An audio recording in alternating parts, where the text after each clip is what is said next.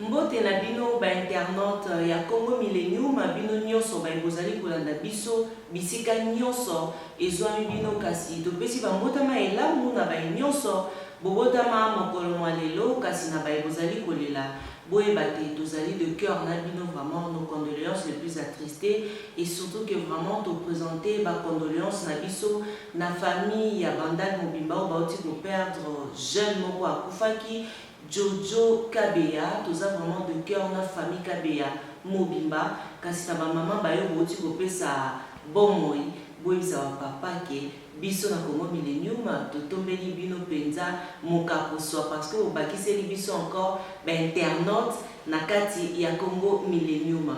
Kasi lelo bande ko balandi ya Congo Millennium to yeli bino lisusu masolo ya kitoko pona yebi ke bozoluka boyeba soki bomoni Tatiana Osango atelemi boluka boyeba ayebi biso nini lelo penza tolingi tolobela likambo etali christianisme impact na yango nde tolingi tolobela kasi pe na kati tokolobela likambo pe akotia liloba ya Nzambe na pratique parce que tozali komona ke liloba ya Nzambe penza ekomi kaka na théorie penza mingi kasi botika la branché na Congo Millennium tosombiti na makanisi ensemble na bino na pasteur Claude Mushika Ngondo, voilà, comprenez? Et c'est avec lui ndeto kosolola masolo yango lelo. Mbote na yo pasteur Claude. Mbote mingi mama Tatiana. Pasteur Claude balandi ya Congo Millennium bazali kolanda yo po nasina ebisi bangote to yami yo en tant que serviteur de Dieu. Kasi pasteur Claude to lukana to sola moi mukie likambo na yo c'est depuis quand, depuis quelle année oyo yo penza okoma ki chrétien? Ah bon, kokoma chrétien zalaki depuis kala nazalaki baptisé depuis 1978. Et puis nazali mwana ya pasteur bien sûr mais kozala chrétien bakoma ya bonde. Donc bien que nazalaki mwana ya pasteur mais Maman Lingaki na sala expérience personnelle na Nzambe et c'était depuis 1978 nde nazwaki baptême. Papa nanga tuni mais pourquoi ozolukozo baptême na bité parce que na yebi mukolo na okufa te il faut na se conformer na Nzambe ngamo na lingi na la Nzambe. Merci beaucoup pasteur Claude kasi lelo penza ya motu ya makasi tolingi tolobela likambo ya christianisme tant yo otala tozo rappel likambo christianisme pona yo olobaka te christianisme ezali. Bon, christianisme ce qui na lingina loba mo doctrine te mais tikana kende directement christianisme ezali vie ezali bomoi. Pourquoi? Parce que eza kouta na kombo ya Christos o ezali na grec c'est-à-dire Christ mis à part. Donc, na hébreu balobi Messia, biso tozali ba messianique, ezala ndenge moko, c'est-à-dire mis à part, bato yo baza kotambola selon Christ, bato baza kotambola selon Messia. Donc tozali mis à part, tozana kati ya mukili, pe tozosala o mukili elobite. Voilà au moins na mukuse où ils allaient mon christianisme na boina lobaïsme en tant que doctrine mais na lobi amo ils allaient bon moi parce que nous avons été créés par Dieu. Alors Nzambe alingini na lokola tozana image ya Nzambe ebongi biso totambola lokola Nzambe totambola lokola bamukilité biso totambola lokola Nzambe totambola lokola bamukilité kasi lelo pasteur Claude c'est vrai toyebi ke yo penza osambelaka na église internationale anglophone kasi tolingi to profiter poza wana kati ya Kinshasa ozomona lolenge kani ba église ezali kobotama botama kasi na prolifération ya ba église ndenge ba église eza kobotama tozomona ke ba chrétien penza makambo o biso tozali kosala ezali ko plaire na Nzambe te tozosala pe ba exemple à suivre te sikoyo nyonso wana ezoya pona nini? Bon, nous faisons peut-être conjoncture en boca, nous pe bazoluka positionnement, mais c'est ça qui est aussi ça là que biso moyen to avancer ezalité parce que christianisme ndenge tuzoloba impact nango ezali développement et d'abord eza amour. Tango amour ezali union ezali unité ezali voilà toko se développer. Tango nalingi yo sœur na ngai Tatiana lokola nga moko ou bien nalingi frère na ngai lokola nga moko na kosala ye mabe te. Soki nazwi n'importe quel poste omoni que naozala toujours na souci moninga na nga akende liboso. Alors le problème c'est quoi? La prolifération eza koya naza kopesa naza ko incriminer mingi ba fidélité parce que ba fidèle ba komi na posa ya koyoka liloba ya Nzambe. Batunga naza komona mabe ezali mingi ba pasteur oyo ba dévier ligne ba dévier vision ya Nzambe oyo ezali bato bakoma disciple ya Jésus. Kokoma disciple c'est quoi? C'est-à-dire mutu abosani oyo yazali akomosala eloko maître na ye aza kotinda ye. Alors bamingi bazoteya bakomoteya makambo ya mbongo vérité eza kobima te neti bapasteur mosusu oyo baza koteya vérité bato balingi ba vérité wana te bato balingi ba futilité. Et na prolifération wana ba église mingi eza kobima biso tozaka kosenfoncer tozozonga nsima. Vraiment naza kosenga pe na bandimi bino pe vraiment ekomi temps lokola botanga la Bible vraiment botala ba serviteur de Dieu. Et puis s'il s'agit ya kotala et puis bomeka pe kopesa bomeka pe comment dirais-je bomeka pe ko éduquer si vous voulez ou bien bomeka pe ko réprimander homme de Dieu ou azosala mabe vraiment bolobela ye.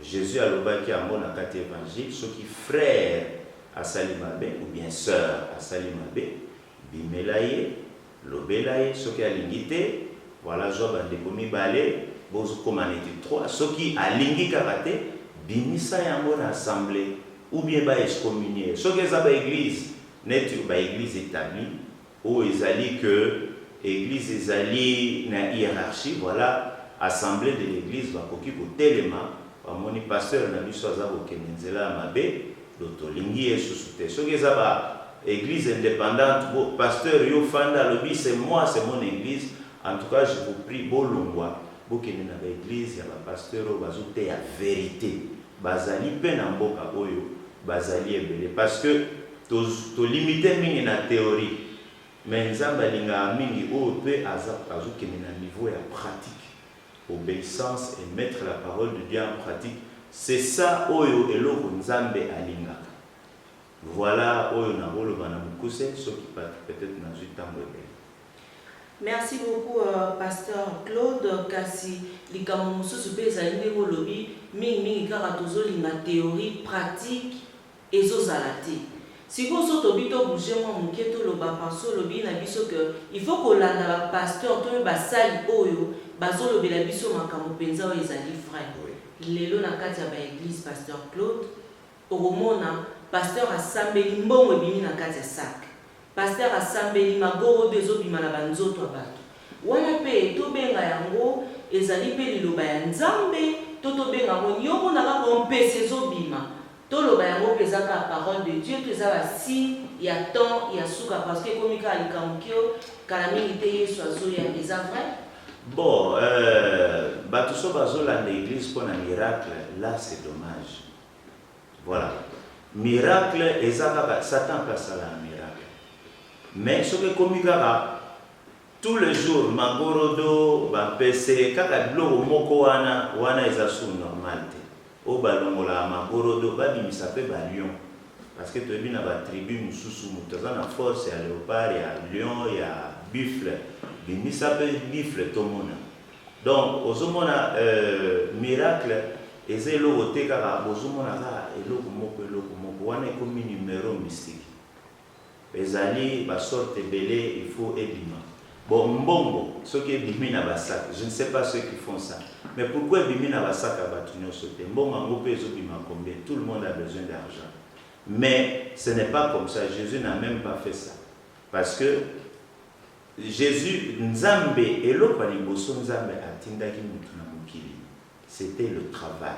tant sali Adam alobi cultiver ce que mon une église bazo te ya bino te que kendo luka musala travailler, il faut créer le travail bateau bazo salate bazo sumuka, c'est un péché parce que Dieu lui-même a salaki pendant 6 jours, le 7e jour après Maki. Alors ce que komika au fandi boy babimisi ombongo au fandi boy babimisi ombongo non mbongo ebimaka na travail. Pourquoi? Parce que tant les sumo yakipe et comme il travaille et comme il passe. Mais la première des choses Nzambe a tchaki moto na mukili c'était le travail. Tant on dit mutakwenya les sumo et comme il sambela sala ozo sambe. Et puis ils étaient tous les jours, car tous les jours, non, au sambela nanda bima kende musala ti dimanche ou bien samedi, tant au pemi sikoyo, bon, na lobi dimanche ou bien samedi, wana pezali hello mususu, au nzambe mo ba pema ki 7e jour, biso tozo sambela 8e jour, premier jour de la semaine. Alors, tango et komi sikoyo que oza pour travailler, oza pour travailler parce que l'on liboso nous a salati la mutuna mukili. C'était le travail. Ce n'était pas au fani boba bon. Donc na wana vraiment je regrette, mais il faudrait que les gens puissent travailler. On ne peut pas au développer mboka tokoki ko avancer te ceux qui toujours travailler te. Tant toujours travailler, toujours toujours travailler. Oya bobimisa biloko kili na nzoto ou bien na basak. Moi je pense que les alliés n'andenge ou c'est ça, ce n'est pas ça qui va faire développer notre pays ou bien continent de Afrique. Merci beaucoup Pasteur Claude Mushika Ngondo tozali kokoba kasi Pasteur Claude le lenge nini kotosa liloba ya Nzambe. Ah bon wana penda OK bien le lenge nini kotosa liloba Nzambe. Nzambe azana est facile, Nzambe aza très difficile te. Kotosa liloba Nzambe c'est quoi? Tango otangi ou bien batei liloba ya Nzambe, nde ozwi liloba wana ekomi ya yo. C'est-à-dire okomo tambola selon liloba wana. Tango otangi Bible, aumoni Bible elobi par exemple aimer nazui le plus grand commandement au ba pharisien baluka ki ba kitsa Yesu Christo alobi quel est le plus grand commandement? Alobi c'est celui d'aimer Dieu avec tout son cœur, avec toute sa force, avec toute son âme. Et voici l'autre qui lui est semblable, c'est-à-dire d'aimer son prochain comme soi-même. Donc à partir à wana Yesu alobi, il n'y a plus rien que ça. Donc siko yonza baza olinga bisoto passer aux huiles liloba oyoki yango et comme un comportement ngai. Tant on a yoki liloba o bimi na vérité eza solo na vérifier mon ndenge ba chrétien bere na acte ba vérifiaka tant o te ba ke vous vérifier na Bible ce qui ezali vérité yango wana na zu comportement wana na latiton ba lobi que linga muninga na yo lokola muninga yo moko na otala muninga za malamu je l'aime comme j'aime moi-même. Voilà, c'est ça ce que Kochanza Lilobanza m'a pratique, c'est prendre la parole de Dieu et comme un comportement na yo et comme un caractère na yo et comme une culture na yo yangonde eza kusala mandengwa. C'est une question très profonde et délicate, mais na mukuse na rolobane. Merci beaucoup Pasteur Claude Kasitozali Kokoba likamso sezali ya koyoka ke mettre la parole de Dieu en pratique. Il y a mon dépendé zali moto ya masolo na biso kasi lolenge nini oyo okoki kotia penza liloba ya Nzambe na misala. Oui, kotia liloba ndenge na kaka na uti koloba awa kotia liloba ya Nzambe na misala ezosunga mutu tango ozalaki païen tozalaki na ba comportement songolo tango oye na parole de Dieu oyo baza koteya. Par exemple, qui est Dieu? Dieu nous a créés. Qu'est-ce que Dieu aime? Dieu aime l'amour, il aime l'unité, il agit en l'unité, il aime l'obéissance à sa parole, la mise en pratique à sa parole. Nde mutu ozomona biloko mabe o ezalaki na nzoto na ye eza kokwea malembe selon na ndenge oyo yazoyoka parole de Dieu eza kokende. Donc mettre la parole de Dieu au pratiquer yango, ce qui va c'est la théorie. Ce que c'est la théorie. Mais maintenant, au commis pour saler la yango, yango nde eza pour impacter la vie à mutu. Mutu azo changer culture, a comme une culture chrétienne, mutu azo tambola selon la parole de Dieu, mutu a changé, a comme pe mutu yo, nzambe pe aza ko sepela, ndenga sepela ki na Abraham, ndenga sepela ki na David, ndenga sepela ki na yemoko Yesu Christ. Na pe cet exemple à Abraham. Abraham était une personne comme Yonamai. Mais, elo nini, ezan Abraham, qualité ezan kati Abraham, nzamba zo senga biso to joyamo. Abraham soka yoki kaka nzamba lobi, pa mbalamo pasai. Nzamba lobi, longwa na mboka na yo, kende na mboka moko inconnu. A discuter ta lobi, bon nzamba lobi, alongo na yake. Nzamba mona ye qualité oza kati na ye.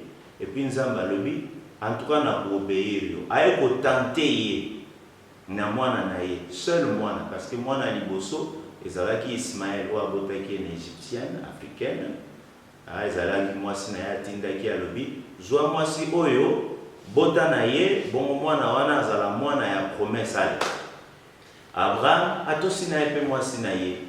Mais tango mwasi na ye olobi, aye ko bota yebisi longola mwana oyo. Abraham alingaki te. Mais tant que nous avons intervenir, oui, il faut que la moisson Abraham n'a même pas discuté avec la parole de Dieu et a obéi à mon père en pratique de Nzamba Ibsaki. Car moi, dans mon moko, Isaac, Nzambabi, Nzamba testaki, à Luka qui attaque. Bon, Zoamona Nayo Oyo, Kende sacrifié. Bazo Kende, Abraham, tango, Bible, le bitam, Abraham, Amoni, montagne, ya Morija, place Ezali.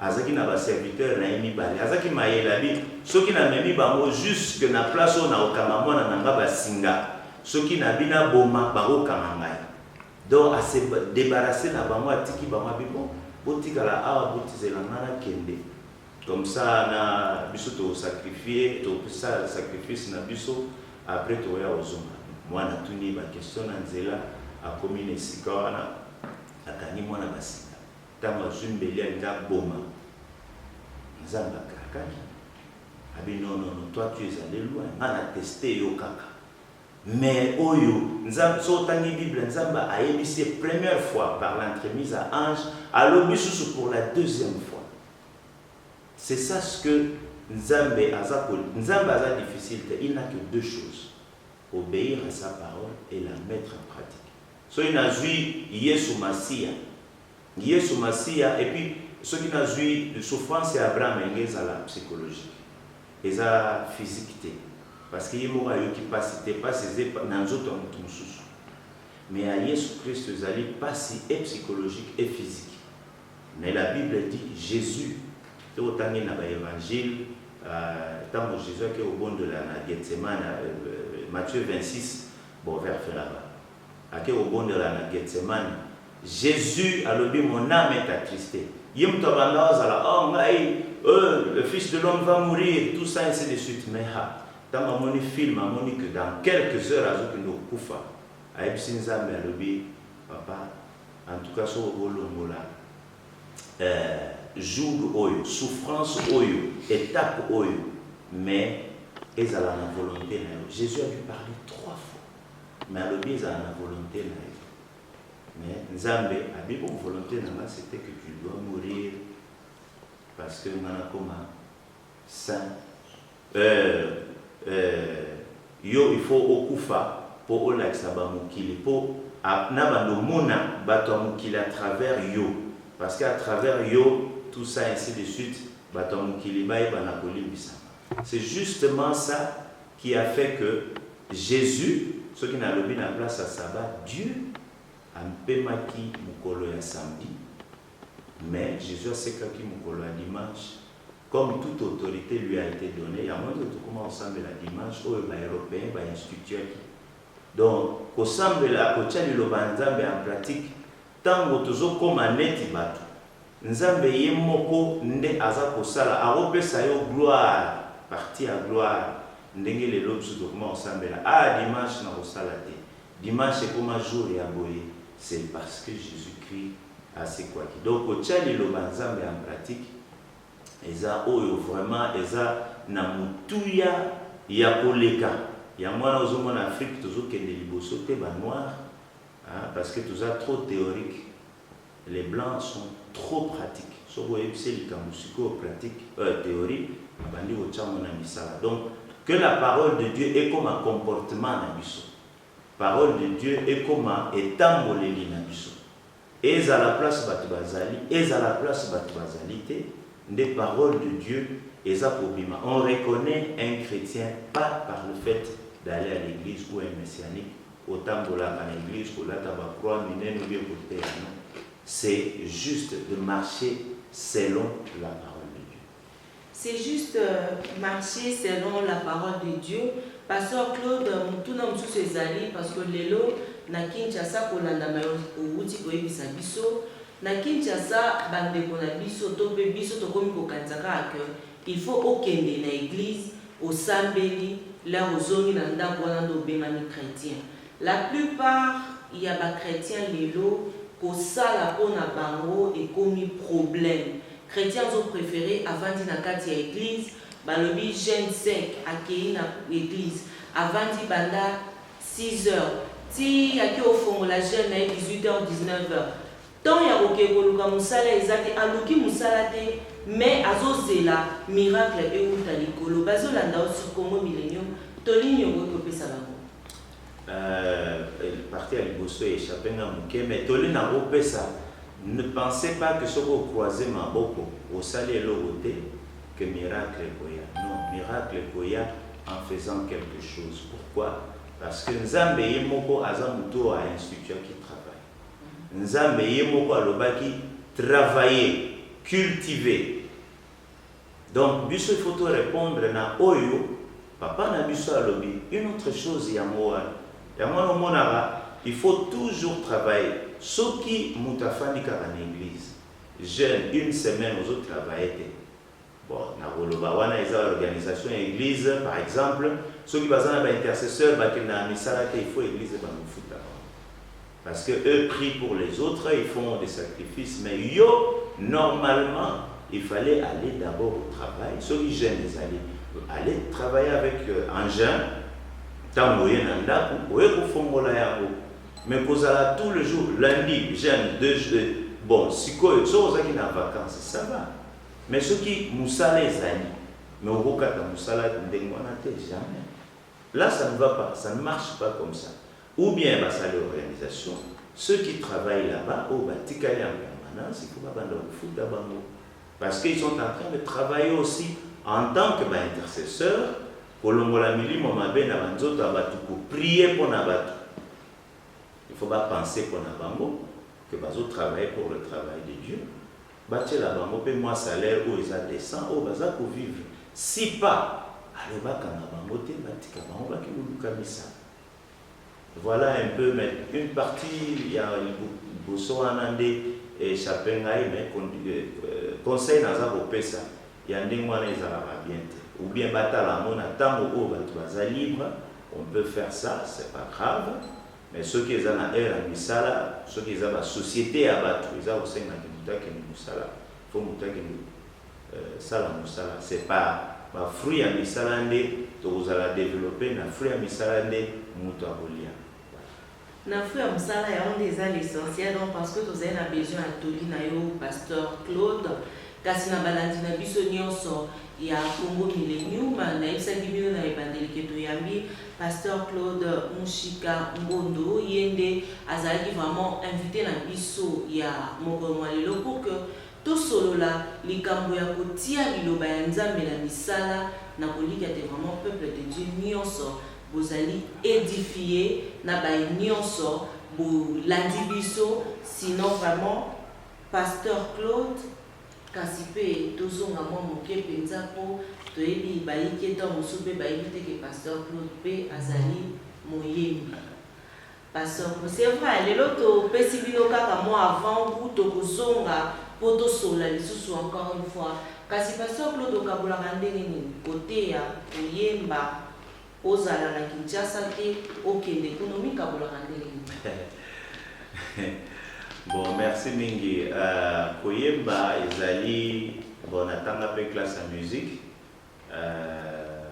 Voilà, nayemba toujours, na dirigeante chorale toujours parce que la Bible est otika la nase likolo ezala toujours louange et adoration na maloba na banzembo na koyemba et wana natika ngote na continue nango kino liwa bon ezali eloko ya crafté musique ezali aux salaboye pour préparer parole de Dieu peut aux pour préparer parole de Dieu donc il y a deux choses naza kolanda ezali o naza kosala donc na kabola ndenge wana parce que les deux marchent ensemble jamais tokoza na culte sans musique c'est impossible il faut toyemba nanu to préparer mitema ya batu na mutema ya biso moko toza koyemba to se préparer pour recevoir liloba to benga présence en Nzambe. Roi David alobi Dieu siège au milieu de louanges des enfants d'Israël. Dieu siège au milieu de louanges au abato bazako yembela ye parce que yemoko nde mutasala ki musique ta ko toza na mitema tourner vers Dieu ba âme na biso ba cœur na biso tourner vers Dieu na musique où eza pure ya kitoko makasi nzambe pe aza kosepela et puis voilà tant que se préparer nde liloba nzambe eye donc voilà musique et côté ya eza eloko moko kaka musique chrétienne na parole de Dieu eza eloko moko donc yango tambola toujours ensemble. Merci beaucoup vraiment. On a connu qu'il y a des questions, on a tout ni et c'est bien ici à Dieu donner musicalement parce que yéné azalaki n'a besoin il y a mutuna wana. Merci également à l'internaute nyonso il y a Congo Millennium to ebisi bino ke oyo ezali na okambala ya mboto ya mbapona bino Pasteur Claude kasi tokozonga lisusu poto solo là vraiment vraiment kota lisu na mozindo mais na yebi que peuple de Dieu boza édifié na maelobani. Pasteur Claude peut-être ozalaki na message moko ya kolancer na peuple de Dieu. Bon message na lingina lancer na peuple de Dieu ezali oyo tant toujours mona Occident ezali développé mutako sabinote na moyen âge bango bacha ba tosaki liloba nzambe et puis bache yango en pratique yango nzambe pe akomisaki bango na niveau oyo bakomaki oyo tout Kinois tout Congolais africain nyonso alingaki ne poto pa ebi ke kuna azomona mone teza paradis te bazaka bato lokola biso bachaki bao tosaki liloba nzambe et puis bachaki yango en pratique nakenda na Israël tant on a commis na Israël la moninga be ah c'est vrai obéissance à la parole de Dieu et la mise en pratique de la parole de Dieu est plus que tout. Eux sont des peuples choisis par Dieu. Le fait que bachaki a moi en pratique Israël, je vous dis franchement mutako sabinote eza na niveau Europe occidentale et ya mwana eloko biso pe tozoluka to passer na mon étape wana po ba passe tozolela na Congo ou en Afrique en général na Congo en particulier et ça juste parce que tozotia le nzambe na pratique te pe tozoto sangote ya wana naza ko senga na ba internaute na ba chrétien nyonso tango ekoki to longwa na pratique to longwa na théorie pardon to kota na pratique ya parole de Dieu poto meka kokende liboso na kota na politique te parce que baza bato biso tozoteya et puis ainsi de suite. Et là on a une allo bino bozoluka païen politicien païen ou occultiste chrétien muke bazala mutema malamu koleka yo chrétien, c'est pratiquement pareil tout ça, c'est pas normal. Donc ceux qui biso ba chrétien tokotambola selon la parole de Dieu te boye ba que politique pe ça ne va pas marcher. Ça je vous dis franchement. Si Satan a changé na poto parce que les Européens à un moment tant ba tchaki dictature côté église bango ba boma net na Hollande ba kanga bandoki bato baza na Hollande ba yebi na outbatter ba kanga bandoki o esprit malo oza mutema mabe ba kangi ba tie na conteneur ba tie essence ba tumbi moto ba bi on en a marre de tout ça et nzambe pe asali ndenge bakomo kende bomona nde bakomo zonga lelo na ba franc-maçon ba rose croix te boete donc totala na bamboka lokola Suède jusque na ba 92 awa ambassadeur azobima libanda azosenga bato awa na botu. Vous ne voulez pas aller en Suède? La Suède est ouverte pour vous. Venez prendre le visa. Yo fele. Bato bazoboya kuna malili kuna. Voilà, malgré les lois bakomi ko sombre, biso peto le kana na stade wana pote to meka mboka na biso emeka ozala bien. Nzambe pa toucher mitema ya ba politicien wana. Donc pona osilisa na ina senga na bino ba chrétien oyo bolanda ba biso. Omoni pasteur na mabe, prophète na mabe, o apôtre soki na évangéliste lobela ye. Soki ayokite zwa batumi bale ndenge Yesu alobaki soki bayoki te obimisamo na assemblée po ou bien afanda.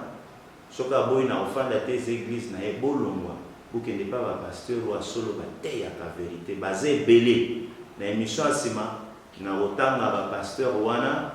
Parce qu'on a besoin, on dirait fin du monde des Alara en Congo, on dirait en Afrique. So en Afrique, on dit fin du monde. Ok, bah pays étranger, on dit oh, mais fin du monde des athées, fin du monde dans le comité. Donc, Bissopé, il faut que la bisseuse à la paix bien avant hier soit zonga. Toro Zalara boété, on a un livre passe, classe à femme passe, ma camunio se passe. Oh, le roi les a il fallait pas tout raisonner. Nous faisons besoin à quoi? Tous à la obéissant et tout ça le nzambe la pratique. Voilà nzambe a osepela na biso pe au mona bat ba osepela bando kende poto pour que la neige kaka neige a moza la boye oyo bozonga na yo mene vie na yo bien. Merci beaucoup pasteur Claude, merci à Eric Lusandre le Noble donc conseil kaka ezoko bakoba. Également aussi à Champion à ma bouche au sein au grand frère propre pour papa Nina Loukous, toi, et aussi à Marise au sein où il y a Roger Mpongo depuis Nice. Je vous aime tellement. Vous avez belé au roi, puis Apache Mawet et le Brésilien, toi là. Donc il faut qu'on baka Kouzala. Merci aussi à Yadie Doné Mouchikangondo. Merci à Pasteur Claude Mouchikangondo. Merci à toute la famille Mouchikangondo. Et si vous avez aimé l'émission, Bobé ça merci. Premièrement, et pas Nzambi. Deuxièmement, et pas il y a Yemoko Jires Mwandawa Simba vraiment Bilili. Et pourquoi pas aussi dans mon panzi dans montage. Pensez à Sylvain Moutanda. Je suis de cœur avec vous. Bobo Tobondego Eko Bakorenye na mabota mabino soki nzamba zongite. Retrouvez encore Tatiana Osamo prochainement dans le numéro Moussoussou. Nous avons un serviteur de Dieu na Congo Millennium Tokabwanana ba serviteur de Dieu Bouete Tokabwana bino par la bénédiction. Le pasteur Claude il va nous bénir na prière Yasuka et ngana bino tokutani prochainement de Jean ngana bino na Pesibino. Bye bye. Seigneur Nzambe papa tokumiso topamboli ozali kolope mobikisi. Merci Nzambe po yo lingi biso to salami na maboko na yo. Merci po ete o tindi mama Tatiana pe ndeko o azali na bilili na maboko na yo. Seigneur o tindi bango pe na tie bango na maboko na yo. Merci po na oyo nyonso za kosala. Seigneur tokumiso topamboli yo po na oyo osili ko chakati na mitema na biso ete totosa liloba na yo pe totia yango en pratique. Eloko yo lingaka oyo David alobi avait fait à l'Éternel les délices, il vous donnera ce que votre cœur désire. Parce que yo lingaka obéissance Seigneur. Ezaka bateto bandoloba Seigneur je t'aime et peut toza ol sala biloko o ezopesa yo kanda mais ezala to obéir yo ndenge Yesu Masi alobaki abi celui qui m'aime, celui qui aime le Père, c'est celui qui obéit à ses commandements.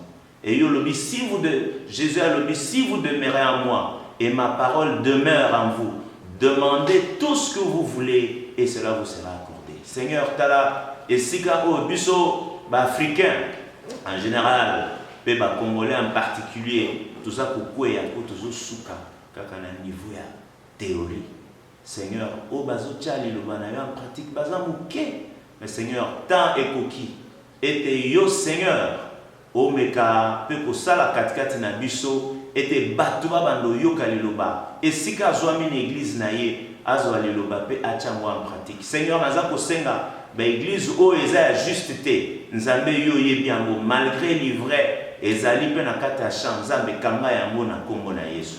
Seigneur fongola biso misu bandimi bamona ba fruit ndenge Jésus lobaki que attention faux prophètes vous les connaîtrez par leurs fruits. Comportement na bango bima poisa. Seigneur pour été bandimi bayeba kolongwa. Seigneur nazo yoka motema passe. Yoka passe Seigneur tango oza ko perdre bandimi na yo baza ko mema mananzela ya perdition Seigneur. Nzambe eza ba âme yo sala ki ça très cher. Trop cher. Ba âme wana eza na valeur mingi ya mwana sacrifice ki Yesu aya kokufa na masumu. Po aya kokufa pona masumu na biso. Seigneur, yoka ba âme wana mawa. Fongola miso na biso. Fongola miso bandimi. Pe ba mona mabe o biso ba pasteur baza ko sala. Pesa bandimi courage ba yeba kolobela ba pasteur na bango. Pe bazongisa pe ba mona nzela pour l'obéissance et la mise en pratique de la parole de Dieu et que les liboso pe batu pe ba meka ko vivre oyo sila ko bongisa. Merci Seigneur encore une fois pour la équipe oyo Maman Tatiana na frère Nabiso Azali na Bilili yo meka ko pambola bango nyonso ke les liboso na kombo na Yesu to bonde libongo to lobi amen. Amen.